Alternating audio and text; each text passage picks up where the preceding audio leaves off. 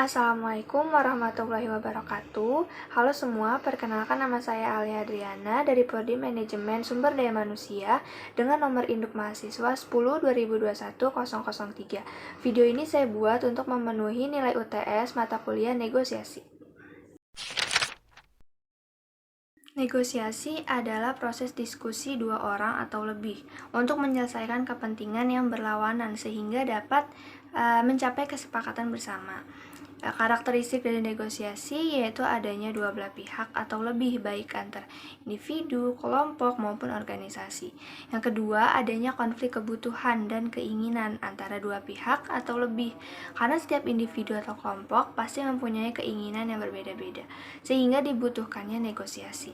Yang ketiga, bernegosiasi berdasarkan pilihan. Maksud pilihan di sini yaitu mereka bernegosiasi untuk mendapatkan kesepakatan dari beberapa pilihan yang sudah mereka negosiasikan. Yang keempat, adanya proses memberi dan menerima. Maksud dari memberi dan menerima di sini yaitu pihak A memberikan pendapat atau keinginan dan pihak B menerima pendapat atau keinginan dari pihak A, dan begitupun sebaliknya. Yang kelima, adanya perundingan atau mencari kesepakatan. Yang keenam, adanya keberhasilan negosiasi yang melibatkan pengelolaan barang berwujud seperti harga atau ketentuan perjanjian dan tidak berwujud seperti motivasi. Jadi, kenapa sih kita perlu mempelajari ilmu negosiasi? Karena tujuan dari negosiasi itu kan untuk mendapatkan kesepakatan secara bersama. Tetapi jika kita tidak mempelajari ilmu dasar dari negosiasi, maka akan berkemungkinan besar kesepakatan ini itu tidak akan terwujud, justru malah akan menimbulkan perdebatan yang semakin ricuh dan bisa sampai terjadinya kekerasan. Maka dari itu, kita harus mempelajari ilmu negosiasi agar tidak menimbulkan perpecahan karena adanya perbedaan pendapat atau keinginan.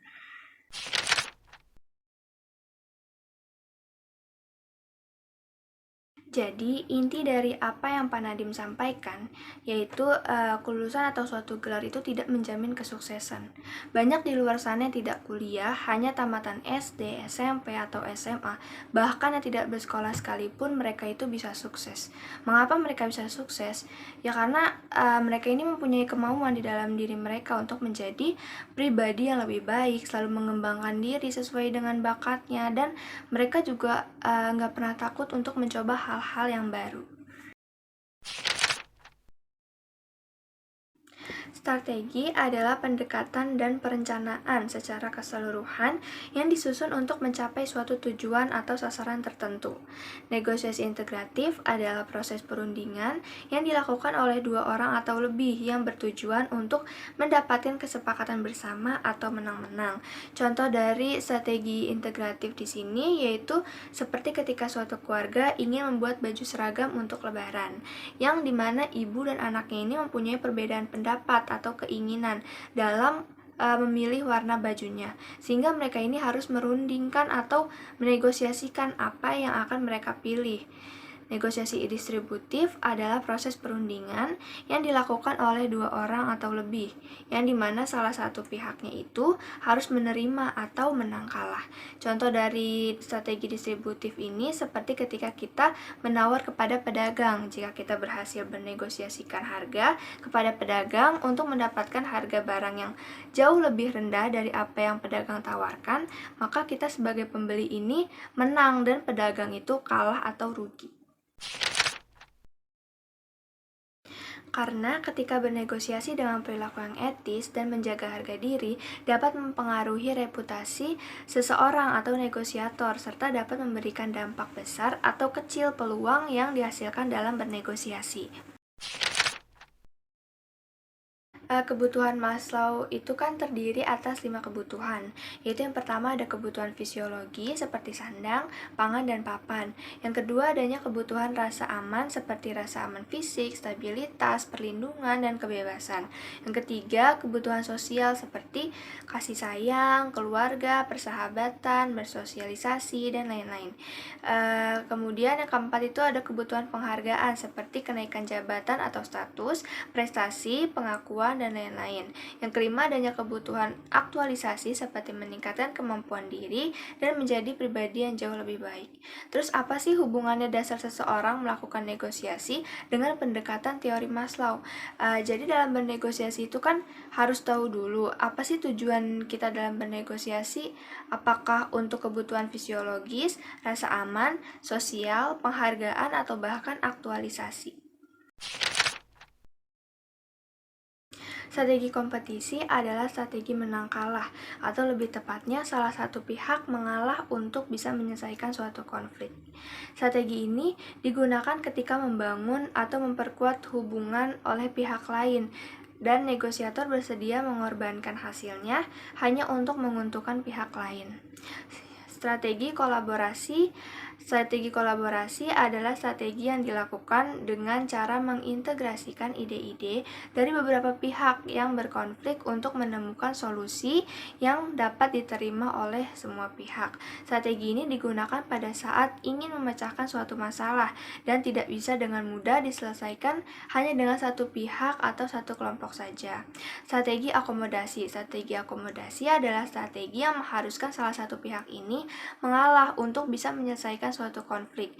Strategi ini digunakan pada saat kita mengetahui dengan pasti kalau pihak lawan ini memiliki solusi yang tepat atas permasalahan yang sedang kita hadapi. Strategi menghindar adalah strategi yang menunda atau mengabaikan suatu konflik karena berharap konflik tersebut ini bisa terselesaikan dengan seiring berjalannya waktu. Di sini saya menggunakan kasus Damri yang janji untuk menyelesaikan tunggakan 7 bulan gaji karyawan yang dikarenakan situasi COVID-19. Kondisi perusahaan saat ini sedang mengalami menurunnya pemasukan karena adanya PPKM yang mengharuskan operasional hanya berjumlah 50% penumpang saja, sehingga berdampak pada operasional yang biasanya sehari itu bus bisa jalan sebanyak 200 bus, tetapi sekarang hanya bisa berjalan 60 bus saja per harinya. Kepentingan saya di sini sebagai HRD yaitu harus mencari solusi agar tetap membayarkan gaji para driver Damri. Lalu solusi alternatif yang HRD tetapkan yaitu pertama, bisa dengan membayar gaji driver dengan mencicilnya. Kedua, bisa juga dengan membayar langsung sesuai dengan berapa banyak penumpang yang didapatkan pada hari ini. Kemudian dari solusi alternatif ini kembali kita diskusikan atau dinegosiasikan kepada para driver Damri. Persepsi adalah proses di mana individu terhubung dengan lingkungan berupa perusahaan fisik dan psikologi yang kompleks sebagai proses menyaring, memilih, dan menafsirkan rangsangan sehingga para pihak ini dapat merespon dengan tepat. Atau lebih singkatnya itu, persepsi adalah bagaimana sih kita dapat memahami, menerima, memproses stimulasi dari lingkungan. Contoh dari persepsi dalam kehidupan sehari-hari, yaitu misalnya si Tono melihat seorang anak yang tidak bisa bersekolah karena terkendala oleh ekonomi. Kemudian si Tono ini menyimpulkan dari apa yang ia lihat untuk bertindak membantu anak itu dan merasa lebih bersyukur atas apa yang sudah Tuhan beri kepadanya. Selanjutnya ada kognisi. Kognisi adalah seluruh proses mental yang mengubah masukan-masukan dari indera menjadi pengetahuan. Contoh dari kognisi dalam kehidupan sehari-hari yaitu seperti ketika kita sedang membantu orang tua untuk memasak. Lalu dalam proses memasak itu kita bertanya, ini kenapa sih Ma harus pakai ini gunanya apa sih, dan lain-lain. Nah, dari proses inilah yang akan mengubah masukan-masukan dari indera menjadi pengetahuan. Terus selanjutnya ada emosi. Emosi adalah reaksi yang ditunjukkan kepada para pihak, baik itu positif maupun negatif. Contoh dari emosi dalam kehidupan sehari-hari yaitu misalnya seorang guru mengetahui bahwa seorang muridnya ini tidak mendengarkan apa yang sedang ia jelaskan, maka timbullah rasa kesal atau marah di dalam diri guru tersebut, sehingga sang guru ini menyuruh murid ini untuk cuci muka dan keluar kelas dan tidak mengikuti jam pelajarannya. Karena dengan adanya komunikasi yang baik antar para pihak dalam bernegosiasi dapat menciptakan situasi yang aman dan damai, sehingga proses negosiasi ini dapat berjalan dengan lancar tanpa adanya kendala atau suasana yang ricuh.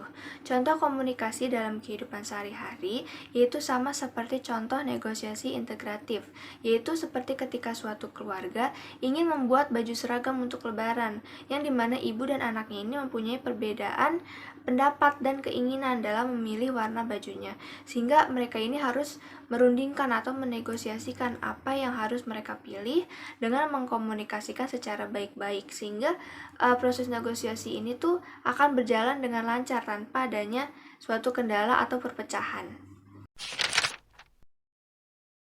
Pertama, unit menetapkan rencana kegiatan dan anggaran MSDM dengan kode unit M70 SDM 01.003.2. Karena pada unit ini pasti harus dirundingkan dulu apa aja sih konsepnya, terus apa aja sih kegiatannya, dan berapa banyak anggaran yang nantinya itu akan dibutuhkan. Dan perundingan ini pastinya akan menggunakan proses negosiasi. Yang kedua, unit melakukan proses rekrutmen dengan kode unit M70 SDM 01.017.2. Karena pada unit ini itu adanya proses wawancara yang di dalamnya itu mengandung karakteristik negosiasi.